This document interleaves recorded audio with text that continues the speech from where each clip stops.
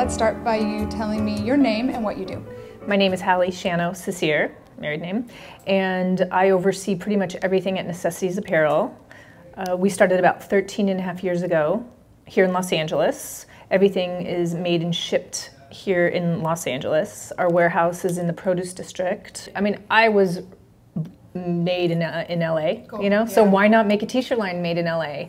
I think that one thing that we've talked about at great lengths is keeping it domestic. It's so important right now. You can get the quality, you can get the fashion, you can get the quick turn, the custom, you know, t-shirt line. You can get it. We do it, but for us to send it out, import's not going to happen. We do domestic cotton as well. Ooh. So we're keeping everything domestic. Really? Yeah. So and we're very proud about that. That is great. And I don't think I've heard of that really yet. I've heard of organic cotton being a movement, but I haven't heard somebody say they're using domestic. Yeah, so we don't do any imports. Wow, so that means the fields are here and they're spinning here. Wow, yeah. That's so unique. It is. That's really special. Yeah, we're proud of that. We're proud to say we're made in America. We're proud to say we're cut to order, and we're proud to have our hands on it so, you know, completely from start to finish. Do you feel like the buyers are expecting that now? Not even just generally speaking in fashion, like they want to know who's absolutely being made where and under what conditions and, you know, at what we cost. have seen that as a trend. We have seen that as a trend that the buyers do approach us. Where are you made? And where are you made? And they love that our price points are low for domestically made goods. Oh, that's so true. Because it is kind of still new, I guess, for consumers to see stuff made in the States, and they're equating it to a higher price point. Exactly. But it's great for brands like Necessitees because you set an example that it can be done. It can be done. Mm-hmm. And the quality, you know, we definitely, our quality control is just so on point. So we're able to ship a good quality garment at a good price, you know. Wow. And do volume, yeah. I had a store in here yesterday that was from Santa Barbara, and we were talking about things. She goes, do you guys have a sweatshop? I said, absolutely not. She goes, you're fair, everything's fair. And I said, absolutely. And I was like, wow, now these retailers have to ask these questions. But I'm glad she asked. I'm glad she asked too. Yeah. And it was one of the first times where I was like, wow, things are really turning if I'm getting these questions. Yeah. Oh my gosh, you're right. And I was very proud. I was very proud, like, I was like, are you really asking me? Right. If we have sweatshop, really? Necessities? No. But keep asking, because I'm sure you're going to find people down here that do. Who can't give you that answer. Right, who can't give you that can't be sure. I know. Oh gosh, that's yeah, scary. It was shocking. So everybody wants things fast. Yeah. You want your internet to be fast, you want your phone to work fast, you want to get on these apps really quickly, and they want fast fashion. It's all the same thing. So I think that it will be about educating the retailers, and educating their customers, and there will be fallout, just as there always is. There will be fallout. Not all these people are going to make it. Not all these manufacturers of this cheap disposable fashion, they're not going to all make it.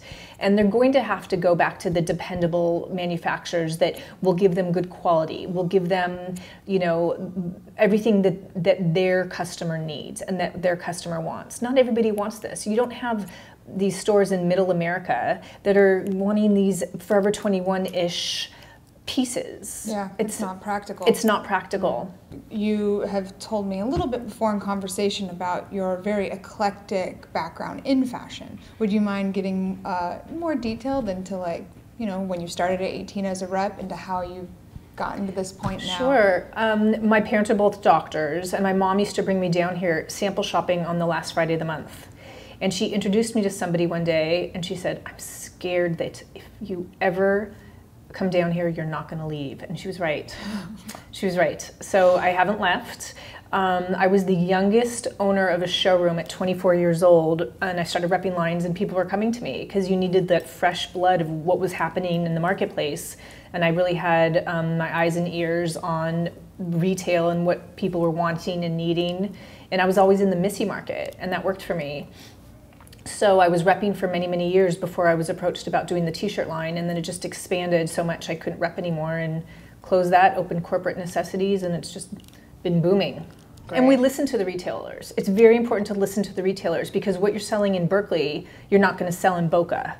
It just doesn't happen. You're going to sell brights in Boca, and you're going to sell more of like Cinnabars and leaf green and stuff like that in Berkeley. So we have to listen to our customers, and we have to really provide them with the best colors year round for each territory.